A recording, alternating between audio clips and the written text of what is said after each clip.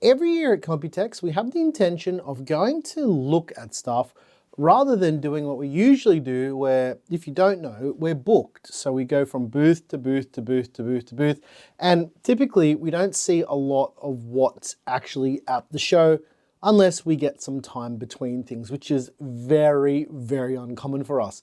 But this year, because I wasn't sick during the show, I took the Friday to go and look at a couple of things, and I filmed some other things with some of the other booths that we covered, and I didn't really talk about those things at the time because there wasn't like a lot of information, and there wasn't a lot to talk about in the video to make it all make sense. So yeah, let's take a look at a few interesting things that I kind of covered, but some other things that I didn't cover, because this year was the first year that we got to go across the street to Tinex 2 and take a look at some other interesting stuff. Now again, Friday was kind of our day off, and I had one little camera with me. I didn't film a whole lot, but what I did film, you might find interesting. So let's take a look at some different stuff. Maybe it's not different, who knows?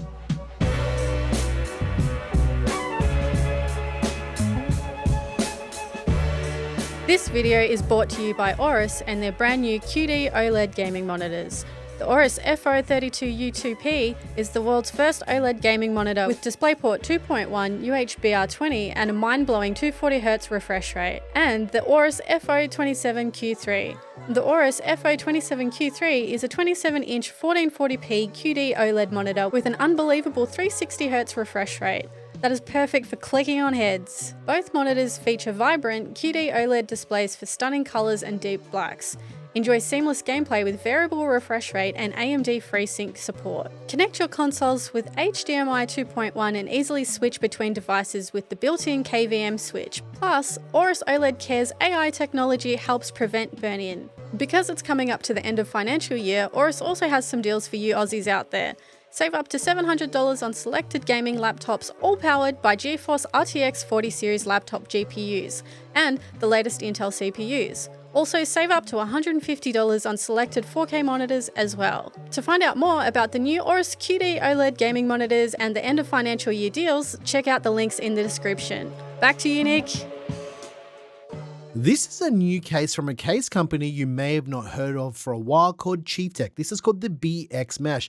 This is an MATX case that allows you to install a 240mm liquid cooler at the top in a similar footprint to the Cooler Master NR200P. What makes this different is obviously MATX and a little bit more compatibility with air coolers. That's the biggest thing that people have had with the NR200P V2 is the lack of air cooling support.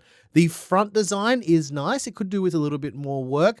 The top design looks really, really nice. And I think that this could potentially be something that you could look at if you didn't want to spend a whole lot of money, because it's really not that expensive. There's also a TG version of the case as well, which is the same price.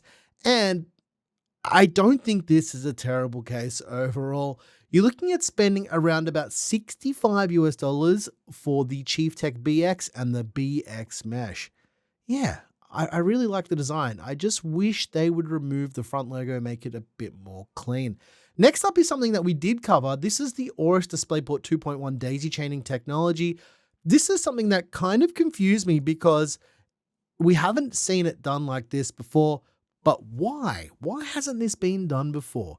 The way this works essentially is there's a single DisplayPort 2.1 cable out of your graphics card, and you can then just connect each monitor into each other, and you can have up to 4 displays on a single DisplayPort cable.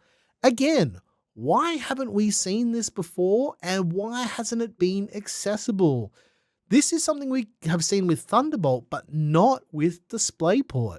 I know I talked about this in our Gigabyte coverage, but I still can't shake this idea of Gigabyte taking Linux seriously as a platform for stuff they're going to be writing software for.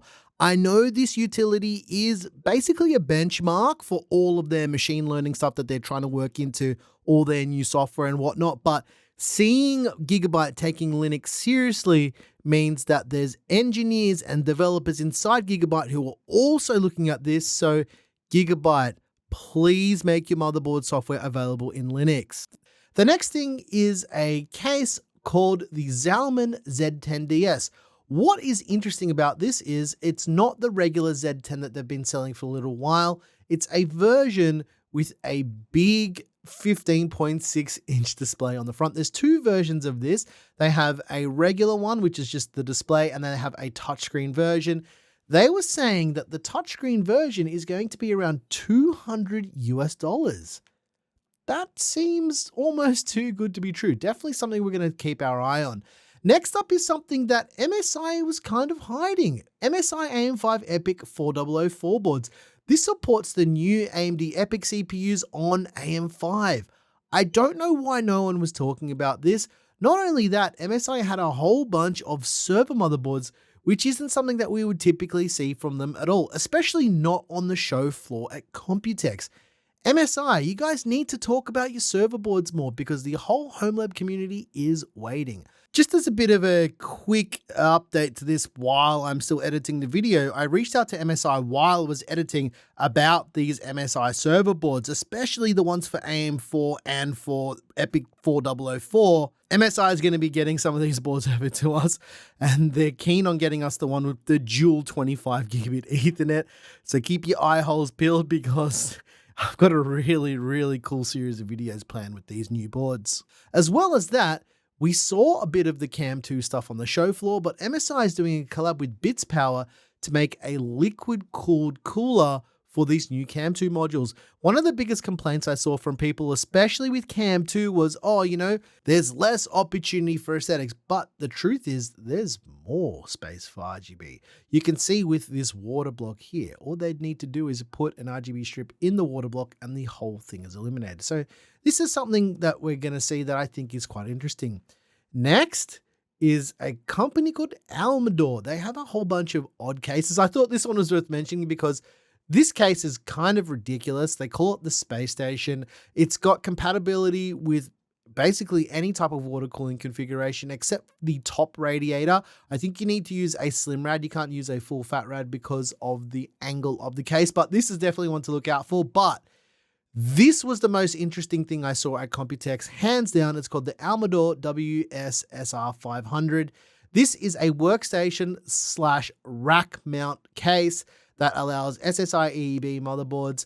It's mainly the design that I like here. It's also got this little backplane for SATA drives that you can just slide your drives in. It doesn't just hold them, it actually has the backplane at the bottom. It's also got liquid cooling support for up to 240mm radiators.